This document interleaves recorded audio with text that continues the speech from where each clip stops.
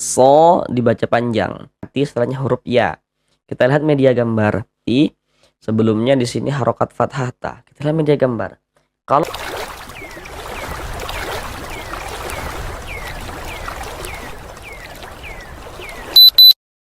Assalamualaikum warahmatullahi wabarakatuh. Apakah Bapak Ibu dan juga saudara semuanya masih belum lancar di dalam membaca Al-Quran, kemudian masih belum memahami ilmu tajwid, atau merasa kesulitan di dalam memahami ilmu tajwid Al-Quran? Marilah belajar mengaji Al-Quran bersama kami. Akan kami jelaskan tajwidnya dengan pelan-pelan, supaya Bapak Ibu dan juga saudara semuanya dapat langsung bisa memahami ilmu tajwid Al-Quran dengan mudah. Karena dengan kita belajar tajwid, kita memahaminya, kita bisa menerapkan dengan sendirinya ketika membaca Al-Quran, maka tentu itu akan memperbaiki bacaan Al-Quran kita.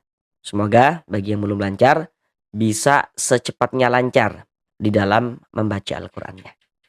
Selanjutnya juga, di dalam video ini telah kami cantumkan beberapa produk. Kalau berminat nanti dapat langsung diklik dan juga dapat langsung untuk dibeli. Di antaranya ada buku-buku tajwid, kemudian juga ada Al-Quran. Nah, Al-Quran ini kami sangat merekomendasikan untuk dimiliki di rumah, terutama bagi yang belum lancar dalam membaca Al-Quran. Karena desainnya sangat bagus sekali untuk membantu melancarkan bacaan Al-Quran. Kalau berminat dengan produknya, dapat langsung diklik ya di bagian produk dalam video ini dan dapat langsung untuk dibeli. Baiklah, mari langsung kita mulai belajar mengaji Al-Qurannya. Kita lanjutkan kembali belajar mengaji Al-Quran dengan penjelasan tajwid yang nantinya akan kami jelaskan dengan pelan-pelan, supaya dapat langsung bisa dipahami ilmu tajwid Al-Qurannya dengan mudah, sehingga dapat dipergunakan untuk memperbaiki dan juga melancarkan bacaan Al-Qurannya. Dan sekarang ini kita masuk pada surah Ali Imran ayat yang ke-166. Mari kita baca bersama-sama terlebih dahulu dengan pelan-pelan surah Ali Imran ayat yang ke-166 ini. Baru setelahnya sama-sama kita bahas ilmu tajwidnya juga dengan pelan-pelan. A'udzu billahi minasy syaithanir rajim. Bismillahirrahmanirrahim. Wa ma asabakum yawmal taqal jam'ani fabi'idnillahi waliya'lamal mu'minin. Sekarang mari bersama-sama kita membahas ilmu tajwidnya dengan pelan-pelan. Yang pertama di sini ma dibaca panjang. Ini ma dibaca panjang namanya adalah mad jaiz munfasil. Namun pada awalnya itu namanya mad tabi'i. Kenapa kok dari mad tabi'i berubah menjadi mad jaiz munfasil?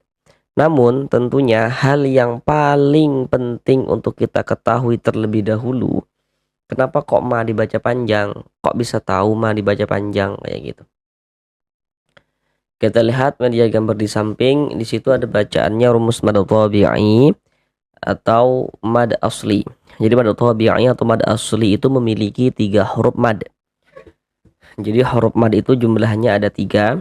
Apa saja huruf-huruf mad itu? Seperti rumus 1, rumus 2, rumus 3 yang warna-warna hitam itu. Huruf beserta dengan harokatnya atau huruf beserta dengan tanda bacanya. Itulah huruf-huruf mad. Kemudian di dalam Al-Quran, untuk memanjangkan suatu huruf pada mad tabi'i, nantinya huruf-huruf mad itu bisa ditulis dalam bentuk seperti rumus 1, rumus 2, rumus 3 yang warna-warna hitam itu. Yang maksudnya dari segi tulisan huruf madnya tampak, huruf madnya ada, kelihatan dari segi tulisan untuk memanjangkan bunyi suatu huruf. Kemudian juga nantinya pada mad tabi'i untuk memanjangkan suatu huruf, bisa juga huruf-huruf mad yang warna-warna hitam itu dari segi tulisan huruf madnya dia tidak tampak. Jadi huruf madnya itu hanya dikira-kirakan, diberilah tanda-tanda panjang seperti rumus 1, rumus 2, rumus 3 yang warna-warna biru itu.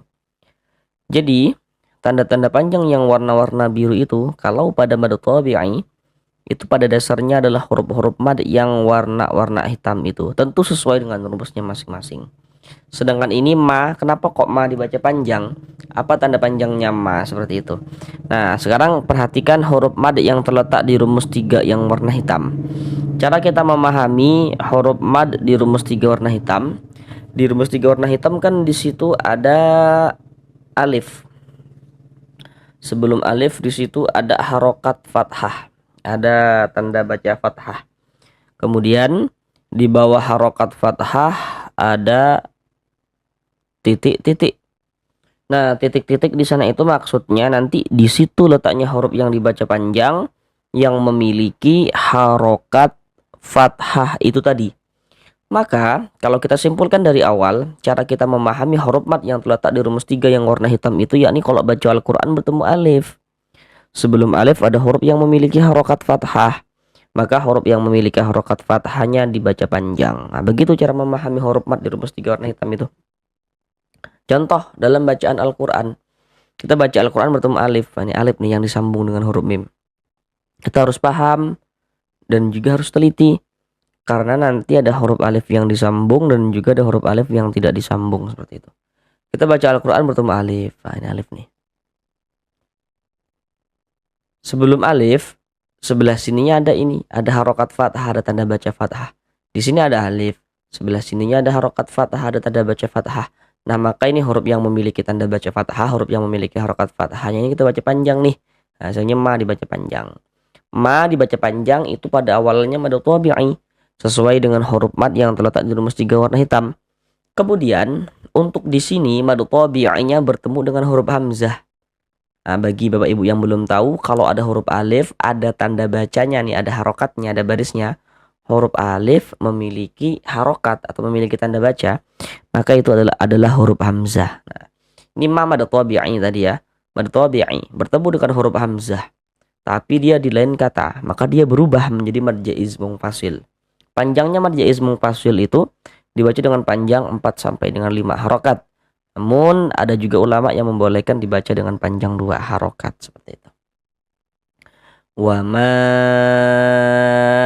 so dibaca panjang. Kenapa kok so dibaca panjang? Kalau ini so dibaca panjang ini mad tabi'i, ya masih di rumus 3 warna hitam. Kenapa kok so dibaca panjang? Karena di sini ada alif. Ini alif nih. Nah, sebelum alif sebelah sininya ada ini, ada harokat fathah, ada tanda baca fathah. Nah, maka huruf yang memiliki harokat fathahnya dibaca panjang, sehingga so dibaca panjang. Kalau ini mad tabi'i panjangnya 2 harokat. Nah, karena di sini tidak ada sesuatu yang dapat menyebabkan terjadinya perubahan. Nah, kalau di sini tadi mad tabi'inya dipengaruhi hamzah, dia berubah. Kalau ini ya karena dia tidak ada yang dapat menyebabkan terjadinya perubahan, ya dia tetap asli kayak gitu. Tetap tabi'i, tetap sesuai dengan tabiatnya. Nah, dibaca dengan panjang 2 harokat.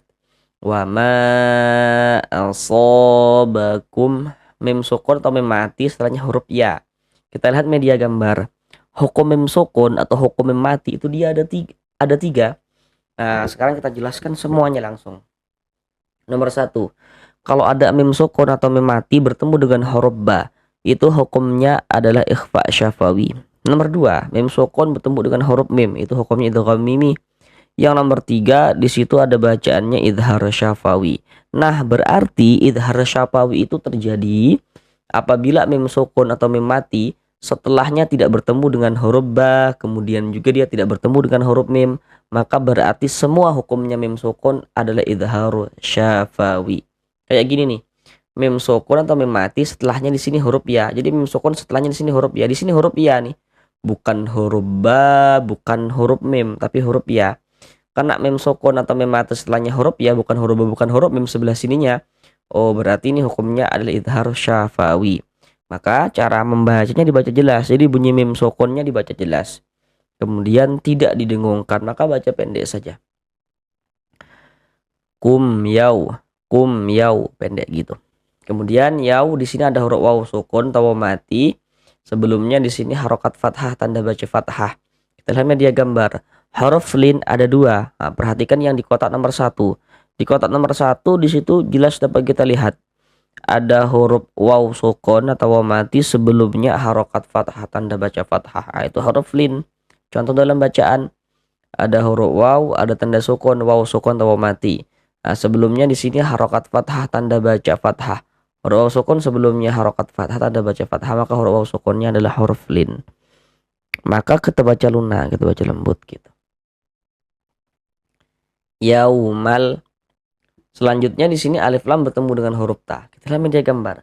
Kalau ada huruf alif lam bertemu dengan salah satu daripada 14 huruf yang di samping itu, maka hukumnya adalah alif lam qamariyah. Sekarang kita lihat huruf ta. Huruf ta termasuk tidak salah satu daripada 14 huruf qamariyah. Termasuk kan? Nah, maka ini alif lam bertemu dengan huruf ta. Huruf ta huruf qamariyah. Maka hukumnya alif lam qamariyah. Kalau alif lam qamariyah itu disebut juga dengan idharu qamariyah. Karena cara membaca huruf lamnya dibaca idharu qamari. Lamnya lam qamariyah. Nah, dia maksudnya dibaca idhar itu dibaca jelas, ada bunyi lam sukunnya. Yaumal, mal, ada bunyi lamnya kan? Yaumal, seperti itu. Taqol jam'a. Di sini alif lam bertemu dengan huruf jim. Nah, kita lihat huruf jim ternyata masih termasuk salah satu daripada 14 huruf qamariyah. Maka ini alif lam bertemu dengan huruf jim, huruf qamariyah, hukumnya alif lam qamariyah. Maka dibaca jelas huruf lam sukunnya. Qol, atau baca jelas gitu ya. Yaumal taqol jam'a, mim sukun tanya huruf ain. Nah, untuk di sini media gambar tidak kami tampilkan lagi karena pasti seharusnya Bapak Ibu dan juga saudara semuanya sudah dapat tahu di sini hukum tajwidnya itu apa gitu. Tadi kami katakan kan hukum mim sukun atau hukum mim mati itu ada 3. Nah, kemudian kalau mim sukun atau mim mati setelahnya tidak bertemu dengan huruf ba, kemudian tidak bertemu dengan huruf mim, maka berarti semua hukumnya adalah idhar syafawi. Kayak gini nih, mim sukun setelahnya di sini bertemu dengan huruf ain. Jadi mim sukun sebelah sininya huruf ain, sebelah sininya huruf ain, bukan huruf ba, bukan huruf mim, maka berarti hukumnya idhar syafawi. Maka dibaca jelas bunyi mim sukunnya, kemudian tidak didengungkan, baca pendek saja. Jam'a, jam'a pendek gitu ya. Kemudian A dibaca panjang. Nah, kita lihat media gambar, perhatikan tanda panjang di rumus 3 yang warna biru. Jadi kalau kita membaca Al-Quran bertemu dengan huruf, di atas huruf tersebut ada tanda seperti ini. Ada tanda harokat fathah, bentuknya berdiri berbentuk alif kecil seperti ini. Ini menandakan ya, huruf itu kalau di atasnya ada tanda seperti ini dibaca panjang. Misalnya A dibaca panjang. A dibaca panjang itu adalah mad tabi'i. Nah, kemudian kalau mad tabi'inya itu ditulis dalam bentuk tanda panjang seperti ini, harokat fathah berdiri berbentuk alif kecil seperti ini. Nah, maka ini dapat kita masukkan ke rumus 3 yang warna hitamnya itu. Oh, berarti kalau mad tabi'i ditulis dengan tanda seperti ini, berarti di sini ini ada alif. Sebelum alif ada huruf yang memiliki harokat fathah, dan huruf yang memiliki harokat fathah adalah huruf ain ini, karena huruf ain ini yang dibaca panjang gitu. Kita masukkan ke huruf mad yang di rumus 3 yang warna hitam itu. Tapi kalau misalkan masih merasa baru bingung nih gitu, ya sudah kita pahami dulu yang mudah-mudah gitu, agar kita tidak merasa kesulitan. Nanti kalau kita belajar merasa kesulitan, kita akan berhenti belajar. Tapi kita harus merasa bahwa ini mudah sebetulnya, supaya nanti menjadi doa dan memang betul-betul mudah untuk dipahami gitu. Kita pahami yang mudah-mudah dulu kalau misalkan masih merasa bingung. Oh, huruf kalau di atasnya ada tanda seperti ini dibaca panjang hurufnya gitu. Misalnya A dibaca panjang. Pada tabi'i panjangnya 2 harokat sesuai dengan rumus 3. Jam'ani fa bi'id'ani fa bi'id gitu. Kemudian ini kita baca fa bi'idnillah. Ini jangan dibaca nillah. Di sini sangat sering sekali terjadi kesalahan bagi saudara-saudara kita yang memang belum memahami ilmu tajwid Al-Qur'an. Kadang membaca lafaz Allah yang seharusnya dibaca tipis, dibaca tebal, ini dibaca nillah, nillah jangan ya, ini dibaca nillah. Jadi kalau membaca Al-Quran bertemu lafaz Allah, sebelum lafaz Allah sebelah sininya ada ini, ada tanda baca kasroh, ini ada harokat kasroh, ini baris miring di bawah hurufnya.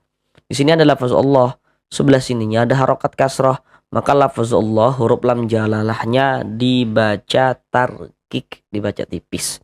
Sehingga ini kita baca nillah. Jangan dibaca nillah, jangan dibaca nillah. Jadi setelah ini jangan sampai salah lagi ya.